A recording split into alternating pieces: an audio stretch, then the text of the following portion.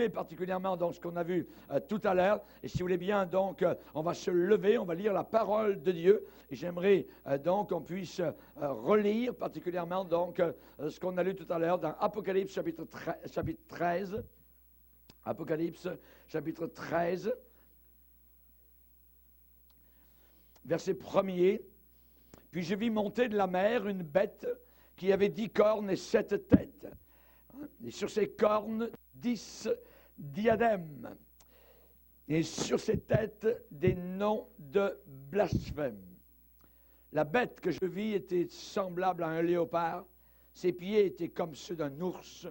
Sa gueule comme une gueule de lion. Le dragon, Satan, lui donna sa puissance et son trône et une grande autorité. Et j'ai vu l'une de ses têtes comme blessée à mort, mais sa blessure mortelle fut guérie, un semblant de résurrection. Et toute la terre était dans l'admiration derrière la bête.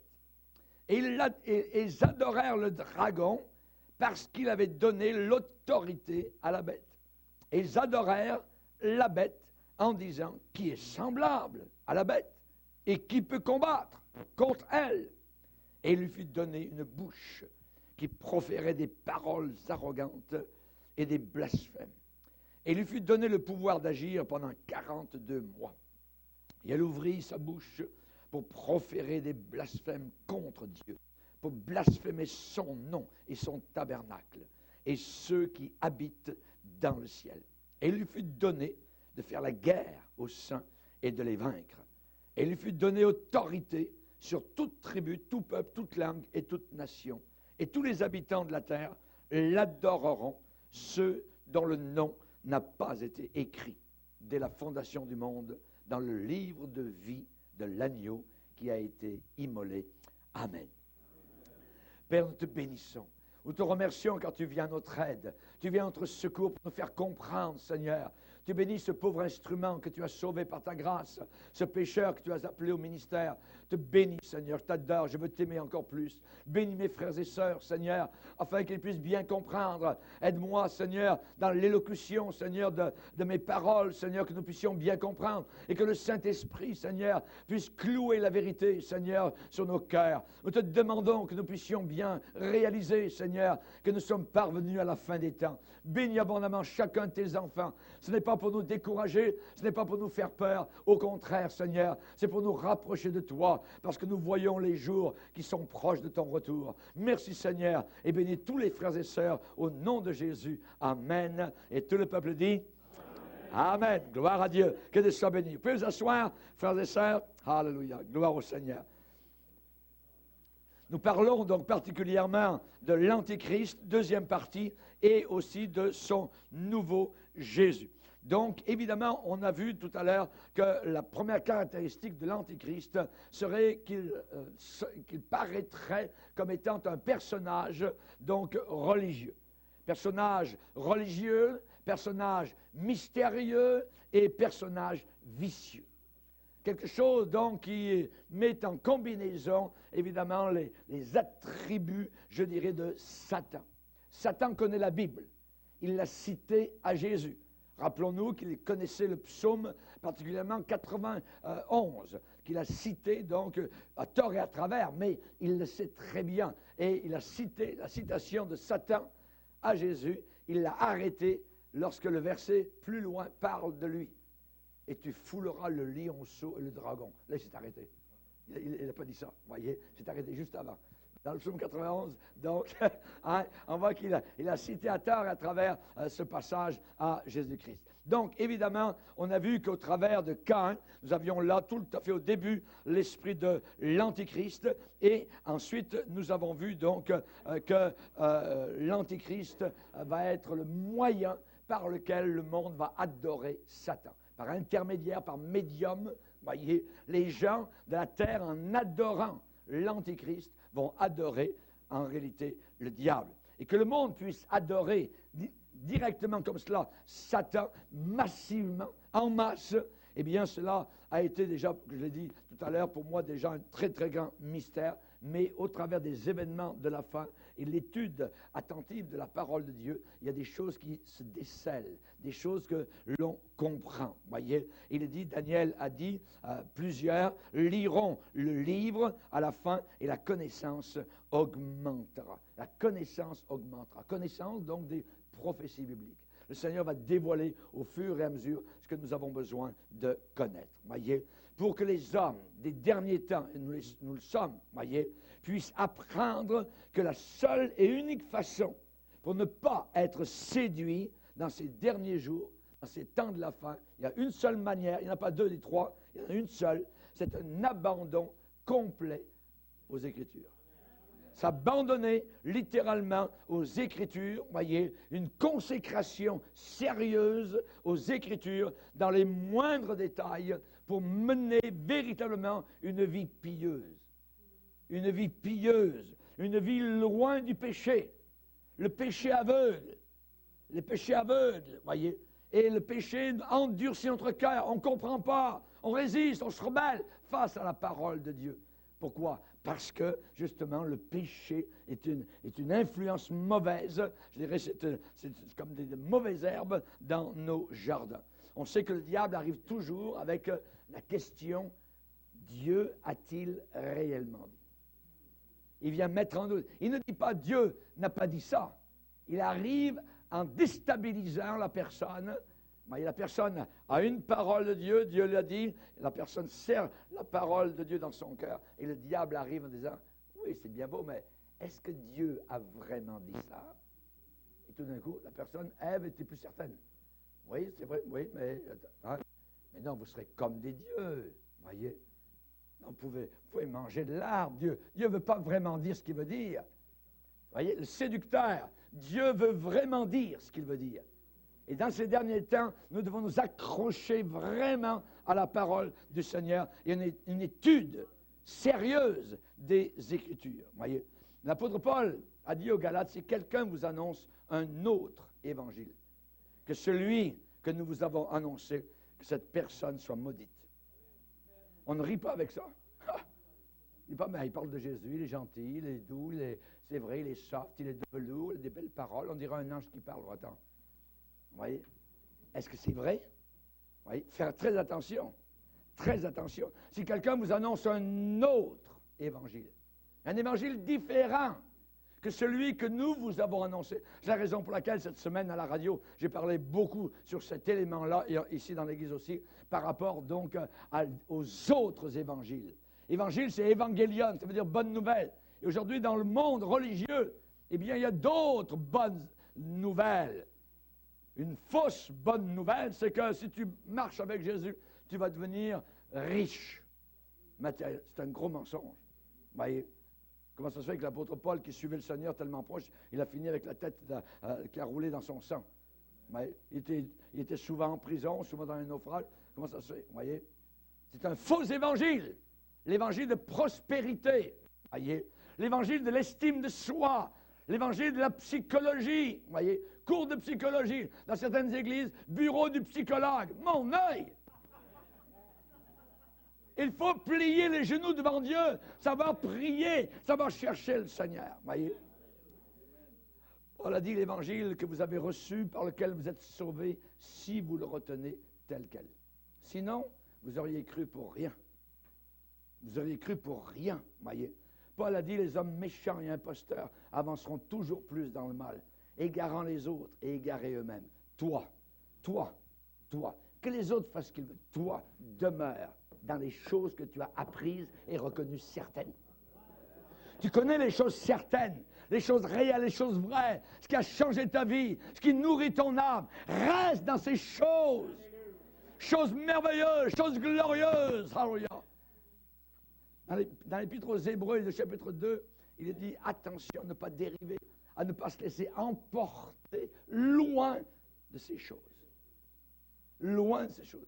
Les courants de la fin des temps sont très dangereux. Les courants antichrist, les courants diaboliques, parce que l'antichrist va avoir un esprit religieux.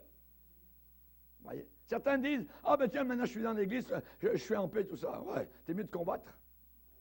Parce que même dans l'église, les démons se cachent. C'est un lieu dans lequel vous pouvez vous perdre. Ils ont perdu Jésus dans le temple, rappelez-vous, dans l'évangile de Luc. Marie et Joseph ont perdu Jésus dans le temple. Ils sont partis à Nazareth. Puis ils pensaient qu'il était encore avec lui, il n'était plus là. Il y a une multitude de chrétiens qui marchent et ils pensent que Jésus est encore là, il n'est plus là. Il faut retourner dans le temple. Dans le vrai temple, il est encore là. Jésus se tient dans sa maison. Et nous devons faire évidemment très attention aux autres évangiles. Garde le bon dépôt, a dit Paul à Timothée. Je serre ta parole dans mon cœur afin de ne pas pécher contre toi.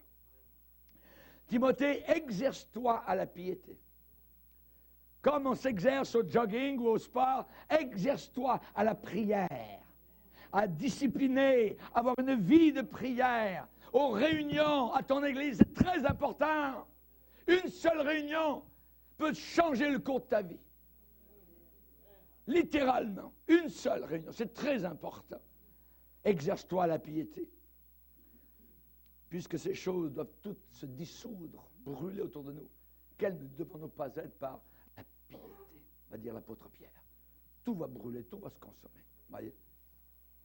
Votre frigidaire, vos planchers bien cirés, tout ça, aseptisés, biologiques, tout ce que vous voulez, tout va brûler. Ça va tout brûler. Donc on aime bien ce que Dieu nous donne, mais il ne faut pas s'attacher à ça. Il faut s'attacher aux choses d'en haut. Les choses d'en haut. Amen. Gloire au Seigneur. Sachez que l'Éternel s'est choisi un homme pieux. Psaume 4. À la fin des temps, les chrétiens, beaucoup qui se disent chrétiens, auront l'apparence de la piété. Apparent, juste le vernis. Oui. Mais si vous allez plus loin, si vous poussez, c'est tout pourri. C'est creux. Ça pue, ça commence à sentir. C'est très mauvais. Il faut faire attention. Jésus a été exaucé dans sa vie à cause de sa piété. Sa piété. Franchement, l'Antéchrist sera extrêmement religieux. Quelle séduction. C'est pour ça que dans les premiers signes, avant les tremblements de terre, avant les famines, Jésus dit le grand signe, que personne ne vous séduise. Aujourd'hui, la séduction est à tous les niveaux. Vous le voyez, faire à croire. C'est pour ça qu'il y a tellement de scandales, ouais, de mensonges. Certainement que l'Antéchrist va conduire le monde à s'éloigner de la vraie foi biblique. Et le Saint-Esprit dit expressément que dans les derniers jours, beaucoup de personnes abandonneront la foi biblique et s'attacheront à des esprits séducteurs par l'hypocrisie de faux enseignants, de faux pasteurs. Prescrivant par exemple de ne pas se marier, voyez. Ensuite, on va commencer à parler de nourriture, de ceci, pas manger ça, ainsi de suite, voyez. C'est écrit dans la Bible, tout ça. Ouais. Ça paraît beau, ça paraît bien, mais c'est tout faux. Ouais. Caïn a été le premier représentant de l'esprit antichrist, et l'homme du péché à la fin des temps, l'antichrist, sera l'expression finale de la fausse religion. Jude va dire, et Jude est juste la petite épître à l'ombre de l'Apocalypse, ils ont suivi la voie de Caïn. Ils ont suivi la voie de Caïn. L'Antichrist ne se contentera pas d'être le symbole du mal, voyez. Ce sera une personne qui cherchera par tous les moyens à s'opposer au plan de Dieu ainsi qu'à son Fils Jésus-Christ. Anti-Christ, ça veut dire contre. Anti-Christ. Antisémite, ça veut dire contre les Juifs. Anti-acide, c'est un médicament, voyez. Anti-adhésif pour les casseroles. Antibiotique, voyez, hein? Contre les bactéries. Anti-brouillard, voyez, les phares. Anticonformisme. Hein? Et nous parlons ce soir de l'Antichrist. Il va s'opposer. Il va prendre le dessus, voyez, une haine, une jalousie par rapport à Christ. C'est inexplicable, cette haine que Satan a depuis des siècles. C'est un prince idiot. Il pense qu'il va gagner contre Dieu. C'est un idiot. C'est un fou. Ouais. Il sera appelé, selon 2 Thessaloniciens chapitre 2, l'homme du péché. L'Antichrist sera appelé le fils de la perdition. La perdition, Madame Perdition, a un fils. C'est l'Antichrist. Fils de la perdition. L'adversaire qui s'élève au-dessus de tout ce qu'on appelle Dieu ou de ce qu'on adore, jusqu'à s'asseoir lui-même dans le temple de Dieu qui sera reconstruit à Jérusalem, se proclamant lui-même Dieu. Les foules vont dire, Dieu est descendu parmi nous. Et il le prouvera par des miracles jusqu'à faire descendre le feu du ciel. Les gens vont dire, c'est Dieu. C'est Dieu. Il s'autoproclamera Dieu. Voyez. Les gens vont le croire et vont dire, on a Emmanuel. Dieu parmi nous. Dieu parmi nous. La Bible dit bien, puisqu'ils n'ont pas reçu l'amour de la vérité. J'aimerais dire une chose. Il ne suffit pas de connaître la vérité. Il faut plus que cela. L'aimer. L'aimer. Aimer ce qui est vrai. Si le chapeau me fait, je le mets et je l'enfonce. Et je dis merci Seigneur. Amen. Il faut aimer la vérité. Il faut aimer ce qui est vrai. Ce qui est propre, ce qui est pur. La saine doctrine. Mais puisqu'ils n'ont pas reçu l'amour de la vérité pour être sauvés, voyez, vous connaîtrez la vérité vous sauvera, vous affranchira, vous libérera. Amen. Mais puisqu'ils n'ont pas reçu l'amour de la vérité pour être sauvés, ok, Dieu leur envoie un esprit d'égarement, une puissance. L'égarement, c'est puissant. C'est fort, ça vous égare, vous ne voyez plus rien. Vous voyez? Puissant d'égarement pour qu'il croie au mensonge. Judas Iscariote avait l'esprit de l'Antéchrist.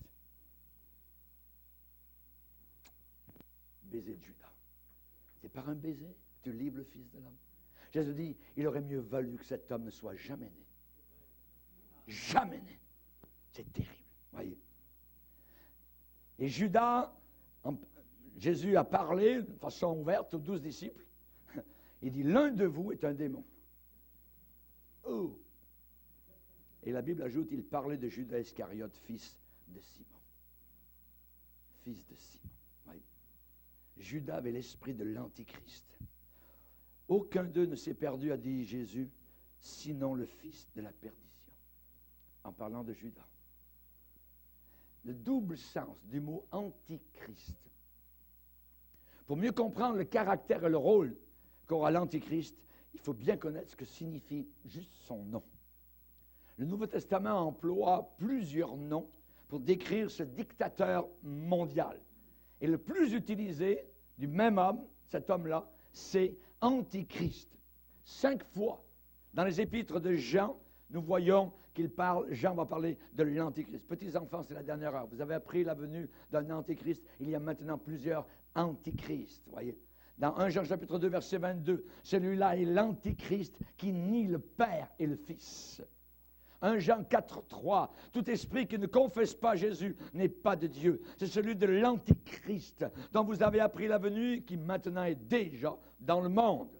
Plusieurs séducteurs, 2 Jean chapitre 7, sont entrés dans le monde, qui ne confessent pas que Jésus-Christ est venu en chair. Celui qui est tel, comme cela, c'est le séducteur et l'Antichrist.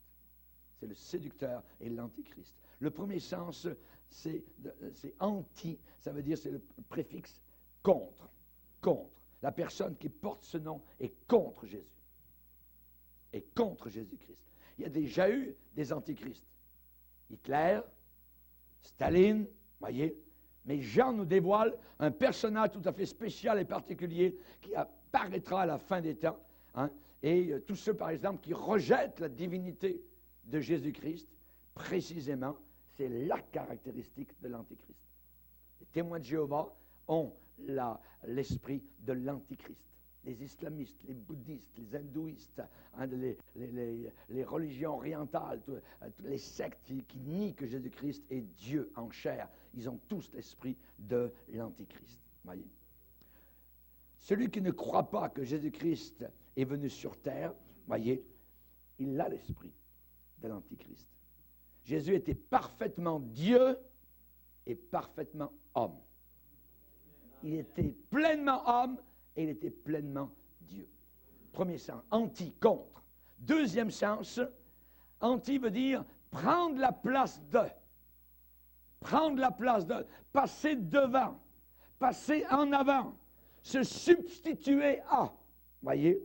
Et Jésus a bien averti que beaucoup viendraient en son nom. Sous son nom. Sous sa bannière.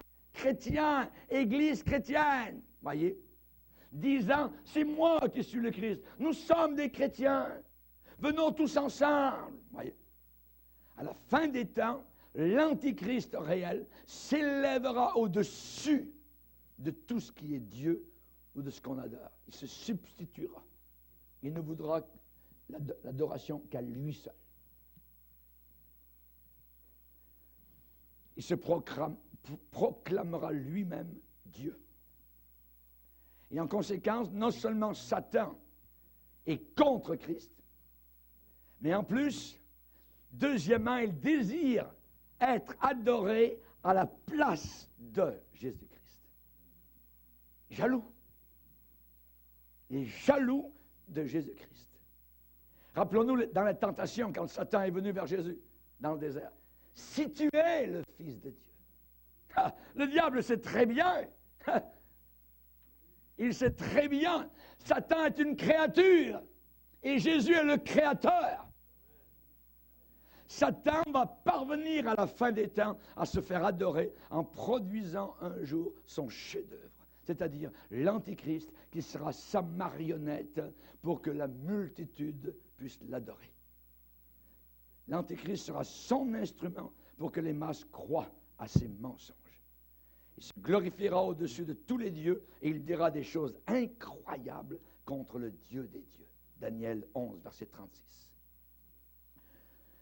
Satan a déjà dit dans Ésaïe 14, « Je monterai au sommet des nues et je serai semblable au Très-Haut. » Ah, quel orgueil! Il a été précipité sur terre. Voyez. Je monterai au sommet des nues, je serai semblable au Très-Haut. Et à Jésus, il a dit, Jésus, hey, si tu te prosternes devant moi, il veut l'adoration. Et imagine, elle a du front. Si, amen, ouais, tout autour de la tête. Si il a attaqué le Fils de Dieu, le maître de la maison, alors si vous êtes attaqué, ne vous étonnez pas. Nous ne sommes pas plus que le maître. Vous voyez? Nous ne sommes pas plus que le maître. Mais nous pouvons lui résister. Ça veut dire résister au diable et il fuira loin de vous. Jeunes gens, jeunes filles, vous êtes forts, vous êtes fortes, parce que la parole de Dieu demeure en vous. Et vous avez vaincu Satan. Alléluia! Merci Seigneur. Nous sommes dans la vérité et le diable est le père du mensonge. Mais voilà! C'est que le diable, à la fin des temps, sait que son temps est très très court. Alors là où il peut attaquer le plus, c'est à l'intérieur du monde religieux. Et il est en train d'introduire actuellement un tout nouveau Jésus. Un nouveau Jésus. Un nouveau Jésus est en train d'arriver actuellement sur la scène de la religion de la fin des temps. Et même si j'ai eu plusieurs années, moi, ça fait 40 ans que je prêche la parole de Dieu, j'ai eu plusieurs années d'études bibliques sérieuses, mais au travers de ces années, je ne suis jamais vraiment arrivé à comprendre ce que Jésus voulait dire. Quand Jésus a déclaré, une déclaration, vous coupez le souffle, c'est époustouflant, les disciples ont posé la question, quel sera le signe de ton avènement de la fin du monde? Réponse, prenez garde que personne ne vous séduise, car plusieurs viendront sous mon nom, disant, c'est moi qui suis le Christ, le Messie, le Sauveur, et ils séduiront beaucoup de gens. Donc la séduction se passe à l'intérieur du monde qu'on appelle chrétien. Oui. Et j'ai observé cette écriture en train de se réaliser par les nombreuses religions du monde, les religions modernes, voyez. Et cela semble maintenant très très clair à mes yeux. En réalité, Jésus a prophétisé que les faux prophètes et les mouvements des fausses religions se serviraient de son nom, prêcheraient même en son nom, confesseraient même d'une certaine manière avoir foi dans le nom de Jésus, voyez, mais en réalité, ils serviraient un autre Jésus totalement différent de celui qui a été prêché au premier siècle par les chrétiens. Totalement différent. Et dans 2 Corinthiens 11, l'apôtre Paul a dit 3 choses. Si quelqu'un vous annonce un autre Jésus, un autre esprit et un autre évangile. Un autre Jésus, un autre esprit, un autre évangile. Je crois que Jésus-Christ suggérait que la plus grande séduction viendrait d'hommes et de femmes qui vont dire « Jésus est le Christ ». Mais ils diront seulement en parole et non pas dans la réalité. C'est-à-dire ce peuple m'honore des lèvres, mais leur cœur est totalement éloigné de moi. Pierre va dire, il y a eu parmi le peuple d'Israël, peuple de Dieu, des faux prophètes, et il y aura de même, parmi vous, de faux docteurs, qui introduiront des sectes pernicieuses, et qui, reniant le maître qui les a rachetés, attireront sur eux une ruine soudaine. On peut prêcher Jésus tout en reniant Jésus. On peut parler de Jésus, d'un autre Jésus, et les gens ne voient que du bleu. Voyez? Parce que c'est un autre Jésus qui ne vous demande rien. Vous vivez dans le concubinage. Ben, restez comme vous êtes, c'est bien, Dieu vous aime. C'est un nouveau Jésus qui a les yeux toujours fermés. Un Jésus qui ne voit rien. Voyez? C'est un autre Jésus. Mon Jésus est le péché. Mon Jésus a pris le fouet dans le temple à Jérusalem. Il a chassé tout ce monde qui était pourri, littéralement. Les pharisiens ne l'ont pas aimé parce qu'ils ont traité de séducteurs, ils ont traité de vipères, ils ont traité de tombeaux blanchis, ainsi de suite.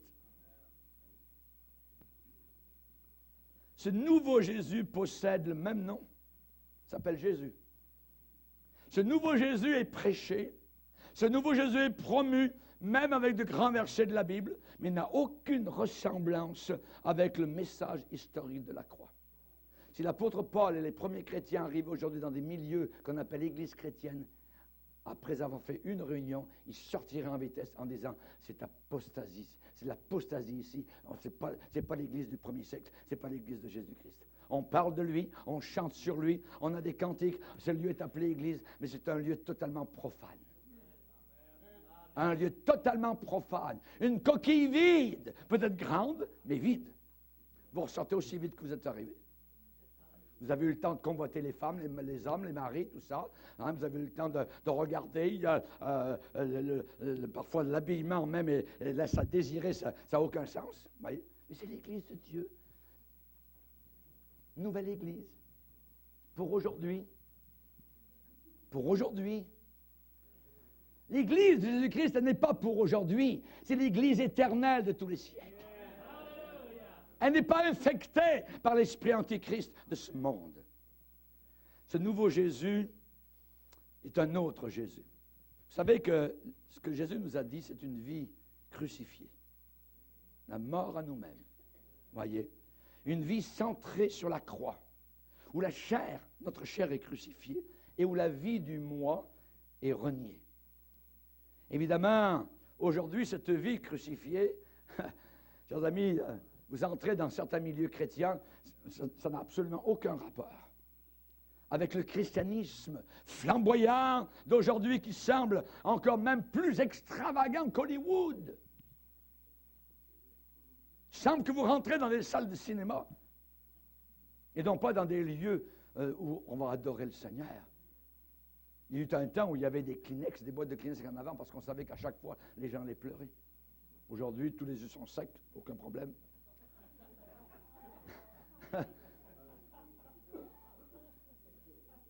Paul a dit, si quelqu'un vous prêche un autre Jésus que celui que nous vous avons prêché, si vous recevez un autre esprit que celui que vous avez reçu, ou un autre évangile que celui que vous avez embrassé, vous le supportez fort bien.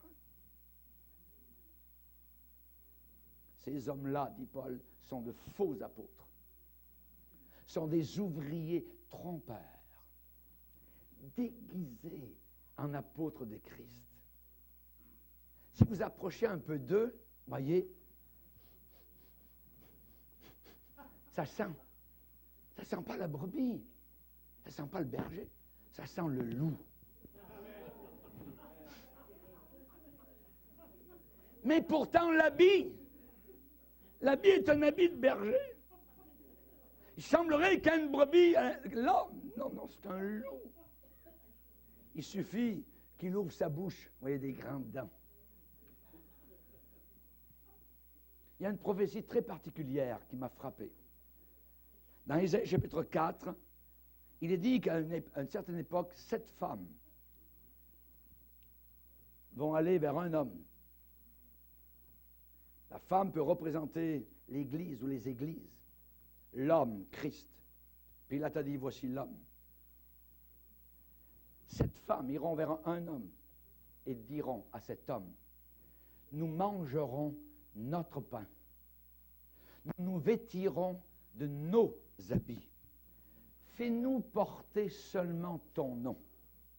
Enlève notre opprobre. C'est très dangereux, mais c'est écrit dans Ésaïe chapitre 4. Nous mangerons notre pain, notre nourriture, notre évangile. Ton évangile, on n'en veut plus. L'évangile du sang, l'évangile de la croix, l'évangile qui nous sépare du monde, loin du péché. On n'en veut pas. On veut un nouvel évangile. Notre pain à nous, nos habits. On ne parle plus de la justice de Christ, être revêtu de la justice. Non, notre justice, nos œuvres. Regardez ce qu'on fait, regardez ce qu'on habille, regardez la nourriture qu'on donne. Regardez-nous. Les vraies églises disent, ne regardez pas à nous, regardez là. Jean-Baptiste a pointé le doigt et dit, voici l'agneau de Dieu qui ôte le péché du monde. Amen. Alléluia. Aujourd'hui, c'est aime-toi toi-même. Aime-toi toi-même. L'estime de soi, les mouvements des prophètes, voyez, l'écuménisme, tout le monde est bon, il y a du bon dans tout partout, voyez. Un autre évangile. Paul va dire aux Galates, est-ce que le scandale de la croix a disparu parmi vous? Pourquoi cet autre évangile? Parce qu'ils ne veulent pas être persécutés. Ils ne veulent pas s'identifier à Jésus-Christ, qui nous demande de nous éloigner du monde et de l'esprit de ce monde. Ils n'en veulent pas. Nous mangerons notre pain à nous. Fais-nous porter seulement ton nom. Les faux prophètes viendront en mon nom, a dit Jésus. Que personne ne vous séduise. Que personne ne vous séduise. Pour ne pas être persécuté, pour ne pas être mis de côté, pour ne pas être moqué, pour ne pas être ridiculisé. Alors, on rentre dans le nouvel évangile. Oui, très dangereux. Il n'y a pas de nouvel évangile. Ça n'existe pas. J'en veux pas. Moi, j'en connais pas. Je ne veux pas en connaître. Moi, c'est l'évangile de la croix, du sang, l'évangile que je lis, l'évangile qui a cloué mon sauveur à la croix, et c'est là que je suis sauvé. Je vais rester collé à la croix jusqu'à la fin. Amen. Alléluia. Chers amis, le vrai Jésus authentique de la Bible, c'est un sauveur qui est ressuscité et qui est monté au ciel et qui actuellement est à la droite du Père. Amen. Mais je dirais que notre Jésus-Christ actuellement est totalement, je dirais, rebuté par les défoncés de ce monde qui habitent l'Église de Dieu. Il est scandalisé par des chanteurs religieux, par des artistes religieux, par les rockers qui maintenant sont sur l'estrade, par des impies littéralement. Notre Jésus est indigné, outragé par toute la fanfare de hip-hop, de rock, de reggae qui est entrée actuellement à l'intérieur de l'Église, le rap. Si vous arrivez à louer le Seigneur avec du rap, alors vous êtes mieux de vous convertir. Vous êtes mieux de vous convertir. J'ai regardé dans le dictionnaire hip-hop. C'est dit d'un mouvement socio-culturel contestataire et de ces modes d'expression apparus aux États-Unis au début des années 80, issus de la jeunesse urbaine et se manifestant souvent dans la rue par des graffitis, des tags, une mode vestimentaire, basket montante, casquettes, lunettes noires, etc., des styles de danse, breakdance, smurf et de musique reggae ou reggae muffin, rap, ainsi de suite. C'est ça qu'on veut dans l'Église? Mes amis, si vous êtes dans une église comme ça, c'est une église qui a l'esprit de l'Antéchrist. Je vous le dis, regardez-moi bien dans les yeux. Si vous avez ce genre de musique à l'intérieur de votre église, vous avez l'esprit de l'Antéchrist qui est bien installé et bien enraciné là. Vous n'êtes pas obligé de me croire, mais je vous le dis quand même au nom du Seigneur. Jésus, s'il entrait dans ces lieux, il sortirait Il marchera en colère, d'indignation par les portes de ces temples impies. Et il en chasserait les faux prophètes qui sont là par la cupidité, le gain, l'amour des richesses, et ainsi de suite. Il les appellerait hypocrites, serpents, race de vipères, tombeaux blanchis. Il serait autant haï aujourd'hui que les pharisiens à son époque le haïssaient. Chers amis, il y a certaines différences très claires entre le Fils de Dieu lui-même en personne et le nouveau Jésus de l'Antéchrist, qui est une séduction formidable de l'Église et qui a cet esprit-là aujourd'hui. Puissance d'égarement. Puissance d'égarement. Le nouveau Jésus aujourd'hui veut rendre les gens, supposément chrétiens, riches et célèbres. Ma Bible me dit, ceux qui veulent s'enrichir tombent dans le piège. Ceux qui veulent s'enrichir tombent dans le piège et dans beaucoup de désirs insensés qui plongent les hommes dans la ruine et dans la perdition. Et dans la perdition. Le nouveau Jésus leur donne des styles de vie extravagants, ainsi de suite, voyez. Mais le vrai Jésus de la Bible a été crucifié tout nu. Et il nous a dit, prends ta croix. Si tu veux garder ta vie, tu vas la perdre. Si tu la perds, ta vie, tu vas la retrouver. Alléluia. Jésus nous a dit, aie ta vie dans ce monde. Celui qui ne hait pas sa vie dans ce monde ne verra pas le royaume de Dieu. Il a dit, abandonne tout et suis-moi. Abandonne tout et suis-moi. Mais le nouveau Jésus dit, lui, il arrive, vous voyez, gâte-toi un peu. Ne te refuse rien. Abandonne-toi un peu à tes fantaisies. Donne libre cours à tes sens. Tu peux te permettre. Le Jésus de la Bible dit, humilie-toi toi-même et repens-toi. Et repens-toi. Le nouveau Jésus est un Jésus anarchique. Les commandements de Dieu sont mis à la porte. On peut voler, on peut convoiter, on peut mentir. On est chrétien, on est bon chrétien. Ah ouais? La Bible dit, quiconque prononce le nom du Seigneur, qu'il s'éloigne de l'iniquité. Qu'il s'éloigne de l'iniquité. Avec le nouveau Jésus, tout standard de piété est rejeté ou repoussé. Comme Ésaü, il méprisa son droit d'aînesse. Oui, au coup comme ça. Moi, je veux manger mon martre, il me dit que j'ai faim. Hey, Jacob, prépare-moi, tu l'auras, mon droit d'aînesse, je vais te le donner. Ça ne me sert à rien, ça. Chers amis, les choses spirituelles sont très importantes. C'est le plus important. Quoi, ça me sert d'aller à l'église, lire la Bible tous les jours, prier, tout ça, puis tenir loin du péché, non, un petit peu de porno, un petit peu des films ici et là, puis convoiter la femme de l'autre. Ben, je vais me coucher un peu avec elle, si elle est consentante, tout ça. Ben, je peux danser avec elle, même, tout ça, il n'y a pas de problème. Samedi soir, on s'en va dans un club, et puis dimanche matin, on va à l'église. Alléluia! Je t'aime, Seigneur! Quelle hypocrisie! Quelle hypocrisie! Ésaü a méprisé son droit d'aînesse. Rappelez-vous les fils du sacrificateur Élie. Voyez, il méprisait les offrandes de l'Éternel. Il couchait avec les filles de l'assemblée. Ils en sont morts, le père et les fils, parce que le père ne reprenait pas ses enfants. Et les pères spirituels de ces églises antichrist ne reprennent pas. Ne reprennent. Mais non, pourquoi? Ils veulent avoir l'approbation, et les dîmes, et tout ça, l'argent, et bâtiment à payer, et ainsi de suite. Donc, si j'offense monsieur ou madame Intel, elle va prendre la porte, puis j'aurai plus son argent.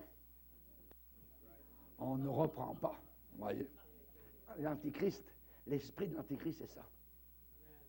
Remerciez le Seigneur si vous avez un homme de Dieu qui vous reprend, qui dénonce le péché qui est en vous. Merci Seigneur. Alléluia. Gloire au Seigneur.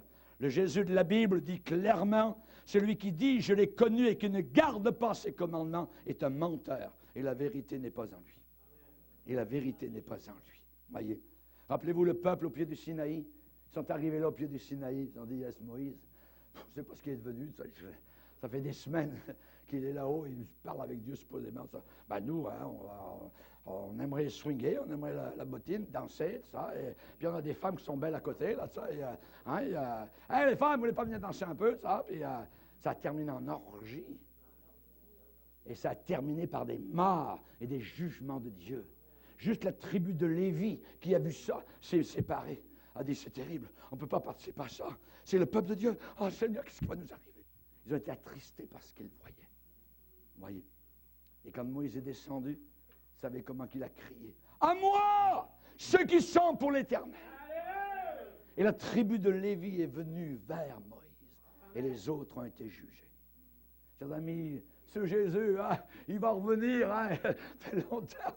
Depuis que j'étais à l'école du dimanche, hein, ils ont parlé nos parents, ça fait plus de 30 ans, ça y est, Jésus n'est pas encore revenu. Voilà, hein, on peut aller un peu dans le monde, et puis on peut aller au cinéma, et tout ça. Hein, nos parents, quand on allait au cinéma, eux ils avaient peur que l'enlèvement arrive, ils n'allaient pas au cinéma parce qu'ils craignaient tellement Dieu. Mais nous, aujourd'hui, on peut aller dans les salles noires, tout ça, puis on peut faire toutes sortes d'affaires.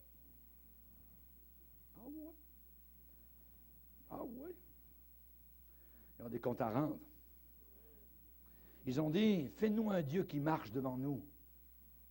Fais-nous un Dieu qui marche devant nous. Ça veut dire on veut le voir. Ils ont fait un veau. Un veau en or. Mais c'était un veau. Comme en Égypte. Le veau était adoré par les Égyptiens. Et le veau est entré à l'intérieur de l'église. Et ils ont swingé autour du veau. Et ils ont dansé, ils ont convoité, ainsi de suite. Fais-nous un Dieu qu'on peut voir. Mais avec Dieu, vous ne le verrez pas sur la terre. Jamais, jamais. Tu ne te feras pas de représentation de ce qui est dans les cieux. Deuxième commandement. On doit marcher par la foi. Mon juste vivra par la foi. Alléluia. Merci Seigneur. Jusqu'à la fin, ça va être par la foi. Le nouveau Jésus aime que ceux qui le suivent soient lousses. Le nouveau Jésus aime que ceux qui le suivent soient lousses. Branlard, mondain, et s'habille même de la façon vulgaire. Casual. Quoi, arriver en jogging à l'église, il n'y a pas de problème. Ouais. Pour la première fois, dans l'histoire de l'église, le standard pour l'habillement des chrétiens et des chrétiennes à l'intérieur de la maison de Dieu est devenu immodeste. Immodeste, confus, troublant. Cheap. La Bible dit dans Tite chapitre 2 que d'avoir l'extérieur qui convient à la sainteté. D'avoir l'extérieur qui convient à la sainteté. Si vous avez été parfois dans certains mariages de chrétiens, c'est abominable. C'est abominable. La tenue des femmes, le vin qui coule, le genre de musique qui est craché par les haut-parleurs, c'est abominable. Ce n'est pas des chrétiens, c'est des païens. Voyez? Chers amis, le nouveau Jésus n'a absolument aucun standard de bien et de mal. C'est comme l'église de Pergame, l'église mondaine. Mais le vrai Jésus de la Bible, le vrai Jésus de ma Bible, il immerge les cœurs des hommes de révérence, de sainteté, de respect, d'honneur envers lui. Quand Ésaïe a vu le Seigneur, il dit, je fus rempli d'effroi. J'entendais les anges qui chantaient, qui disaient, Saint, Saint, Saint est l'Éternel des armées. Quand Jean a été élevé dans le ciel et que le Seigneur lui a dit, monte ici, je te ferai voir. Il a entendu là-haut aussi des anges, des archanges, des chérubins qui criaient jour et nuit, sans arrêt, Saint, Saint, Saint, Saint, Saint, Saint, Saint, Saint, Saint, Saint, Saint, Saint, Saint, Saint. Et l'Éternel, sans arrêt. La Bible dit, celui qui a la pureté de cœur a le roi pour ami. A le roi pour ami. Voyez, la crainte majestueuse, juste à mentionner son nom. Notre Sauveur installe et dépose encore dans les cœurs des sauvés un merveilleux désir de venir devant lui avec pureté, avec sainteté et avec un habillement pieux. Amen. Je dirais aussi que l'Antéchrist sera un personnage très mystérieux. S'il a été un religieux, il est aussi mystérieux. Il sera l'expression totale et finale du mystère de l'iniquité. Le mystère de l'iniquité. Et l'Écriture rapporte une déclaration faite par le Créateur à Caïn. Et ça nous révèle, je dirais, cet esprit mystérieux de l'Antichrist. Rappelons, et je répète, Caïn était du diable. Jude parle, ils ont suivi la voie de Caïn. Caïn a dû faire face à cela tout le reste de sa vie. Évidemment, on sait que le monde a à faire face à cet esprit antichrist durant toute l'histoire humaine jusqu'à maintenant, et il fera encore face dans sa forme la plus ténébreuse et obscure à la fin des temps. La Bible dit que Caïn fut très irrité. Et son visage fut abattu, tomba. Et l'Éternel dit à Caïn, « Pourquoi ton visage est-il abattu? Pourquoi es-tu en colère? Pourquoi es-tu irrité? Certainement, si tu agis bien, tu relèveras ton visage. Mais si tu agis mal, le péché se couche à ta porte et ses désirs, les désirs du péché se portent vers toi. Mais toi, domine sur lui. Bon conseil que le Seigneur lui avait dit. C'était comme une planche de salut pour qu'il se reprenne, pour qu'il se repente, voyez, pour qu'il offre du sang versé à notre Dieu. Ici, le péché est personnifié, révélé comme l'esprit de l'Antichrist, qui allait être comme un animal couché, un animal qui est tapi, un animal qui guette, qui est accroupi et qui est constamment en train de tourmenter, de harceler, d'importuner tout être humain sur la face de la terre. Les seules personnes qui ont vaincu cet esprit et qui vont le vaincre dans l'avenir ténébreux qui est en avant de nous seront ceux qui vont pouvoir identifier cet esprit, reconnaître cet esprit, discerner cet esprit et lui résister par la parole de Dieu. L'épée de l'esprit. Satan, il est écrit, arrière de moi, Satan. Ils l'ont vaincu, nous dit la Bible, par la parole de leur témoignage et par le sang de l'agneau. Ça veut dire que c'est très important ce qui s'est passé à la croix du Calvaire et notre témoignage est très important. Est-ce que je suis certain d'être sauvé? Puisqu'on l'a vaincu par notre témoignage. J'étais ténèbres, je suis lumière. Je n'avais pas obtenu miséricorde, j'ai maintenant obtenu miséricorde. Alors, que Dieu soit béni. Auparavant, je servais le diable, maintenant je sers le Seigneur Jésus-Christ. Amen. Alléluia. Nous devons répondre comme Jésus a répondu. Il est écrit. Il est écrit. Et dans Éphésiens 6, il est parlé de l'épée de l'Esprit qui est la parole de Dieu. Amen. La lame du Saint-Esprit qui est la parole de Dieu, l'épée. Jean va dire éprouvez les esprits pour savoir s'ils sont de Dieu. C'est pas parce que quelqu'un parle de Jésus qu'il est de Dieu. Voyez? Un jour, il y a un gars qui était dans le Nouvel Âge, il a raconté son témoignage dans un livre. J'ai été frappé au milieu du livre. Il commence le chapitre, il dit, à partir de maintenant, quand je vais dire Jésus, ça voudra dire Satan. Et c'est vrai. Parce que le Jésus du Nouvel Âge, ils ont un Jésus christique, c'est Satan. C'est le diable. Et c'est la raison pour laquelle il y a des gens, dès qu'on parle de Jésus, ils pensent que c'est le Jésus que nous connaissons, que nous aimons, qui est mort sur la croix. Non, non, non. Voyez. Il y a un Jésus cosmique, un Jésus christique, ils ont toutes sortes de noms. Voyez. C'est le diable. Éprouvez les esprits pour savoir s'ils sont de Dieu. Les Béréens, vérifiez, checkez, vérifiez. Où est-ce qu'on va checker? IBM? Internet? Non, non. Dans les Écritures. Ils vérifiaient dans les Écritures pour savoir si ce qu'on leur disait était exact. Même si c'est Paul, ils le vérifiaient pour voir si ce que Paul disait était exact. Mais comme aujourd'hui les gens ne connaissent pas beaucoup leur Bible, voyez, comme ils n'amènent même pas beaucoup leur Bible aux réunions, ils ne peuvent pas aller voir, puis checker, puis ça. Hein? Le gars peut aussi bien leur parler du livre des Mormons, tout ça, ou d'un tel, ou d'une histoire, ils verront que du bleu, voyez. Ils verront rien du tout, voyez. C'est étonnant comment on voit les paroles de l'apôtre Paul sont tellement, je dirais, aujourd'hui vivantes. Quand il parle aux Thessaloniciens, le mystère de l'iniquité agit déjà. Il est là déjà en action, autour de nous, depuis que nous sommes sur la terre. Le mystère de l'iniquité, c'est mystérieux, le péché. l'iniquité, l'injustice, les guerres, les tueries, tout ce que vous voulez, vous voyez, c'est mystérieux, le mensonge, vous voyez. Et Paul va dire, il faut seulement que celui qui le retient encore ait disparu. Oh, disparition bienheureuse. Alléluia. Amen. Alléluia. Il faut que celui qui le retient encore ait disparu. Et une fois que nous aurons disparu, il y a un mot dans la Bible, alors. Il y a des chrétiens qui attendent l'Antéchrist. Vous ne le verrez jamais, vous ne saurez jamais qui c'est. Ne l'attendez pas. Nous attendons le Christ, pas l'Antéchrist. Amen. Alléluia. Voyez? Il faut que celui qui l'empêche de venir ait disparu. Et une fois que nous aurons disparu, alors, A-L-O-R-S, alors paraîtra, voyez, paraîtra qui?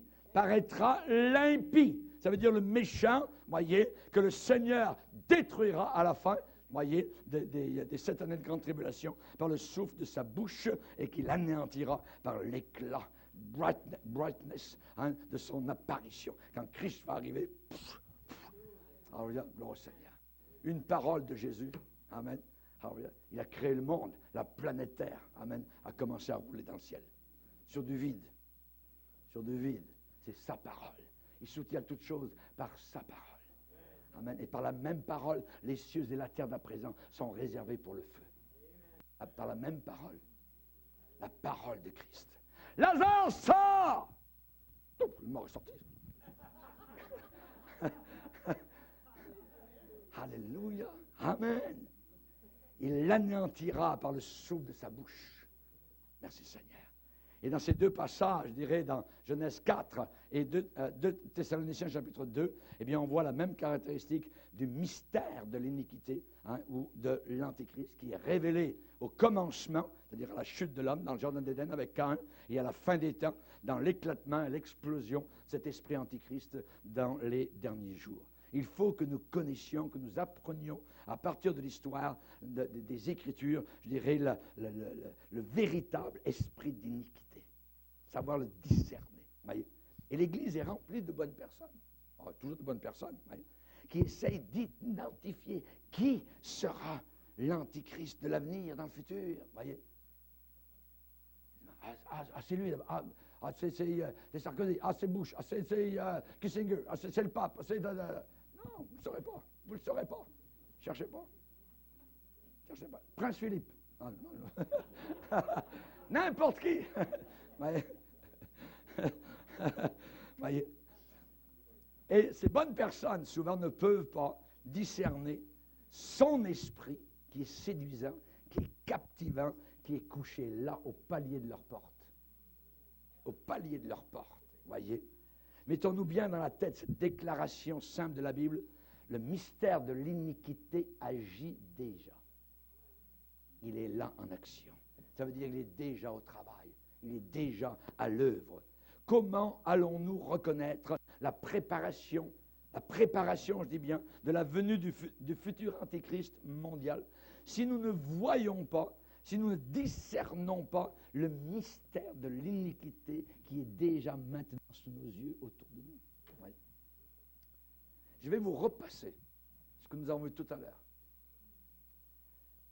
M. Sarkozy il n'est pas l'Antéchrist, mais il a l'esprit de l'Antéchrist. Quand vous avez une nouvelle ordre mondiale, quand vous avez créons un écroulement, une crise, et alors les gens vont croire au nouvel ordre mondial, ainsi de suite. Voyez. Il faut créer l'instabilité pour ensuite créer l'ordre. Voyez, pour dire, on est là, c'est nous. Voyez. Donc, comme il y a tellement de choses qui se passent, tellement de tsunamis, tellement de tremblements de terre, tellement de... on ne sait plus les volcans qui sautent ici et là. Il faut qu'on soit tous ensemble, comme à Babel. Voyez. Réunissons-nous, on aura moins de problèmes si on est tous ensemble. Voyez. Éliminons toutes les frontières, plus de pays, un seul gouvernement, une seule armée mondiale, une seule religion mondiale, parfait, bravo. Voyez. Et les gens embarquent. On va le revoir maintenant. C'est très important.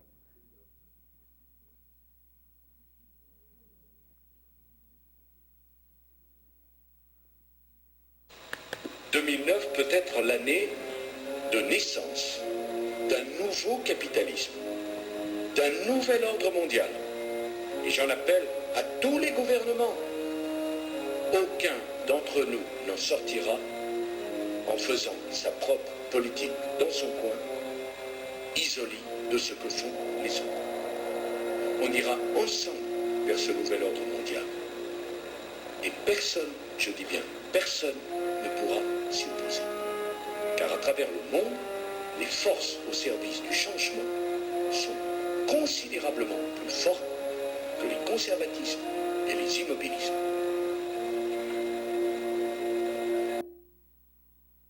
Oui, bien écrit, là. Nous arrivons vers l'émergence d'une transformation globale. Tout ce dont nous avons besoin, c'est de la crise majeure. La crise majeure. On a eu plusieurs crises, ça a déjà ébranlé, mais c'est en train de mettre en place le gouvernement mondial, ça. Voyez, Copenhague, ainsi de suite. Voyez, les chefs d'État se rassemblent tous ensemble. Et le peuple, après la crise majeure, il faut créer cette crise majeure, voyez, et le peuple acceptera le nouvel ordre mondial. Ça a été dit par David Rockefeller, qui fait partie donc des Illuminati et donc de la franc-maçonnerie internationale obscure, ténébreuse et diabolique.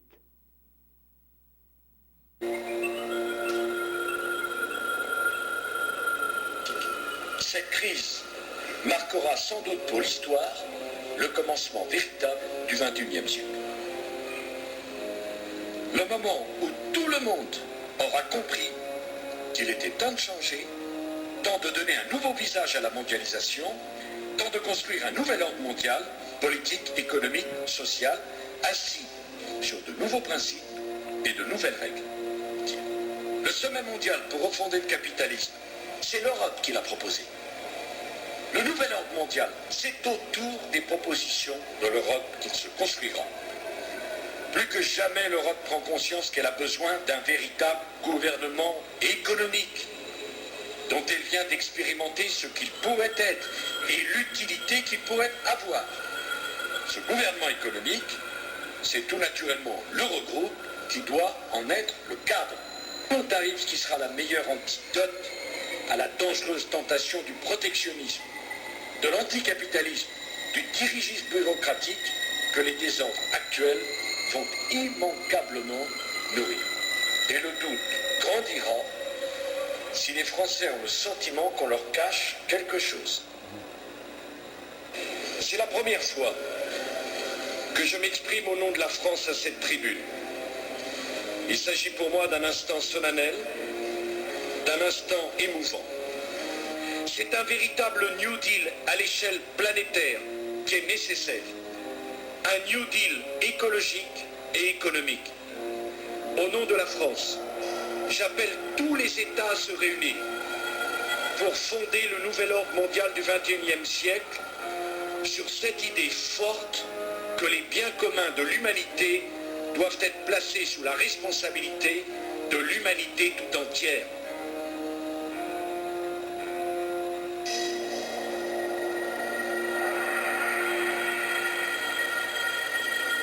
Hein, ça se joint, donc ça se greffe au même sujet. Et nous allons voir l'action des démons sur les âmes. L'action des démons sur les âmes. Dans 1 Timothée, chapitre 4, et nous lirons à partir du verset 1er. 1 Timothée, chapitre 4, verset 1er. Mais l'Esprit dit expressément que dans les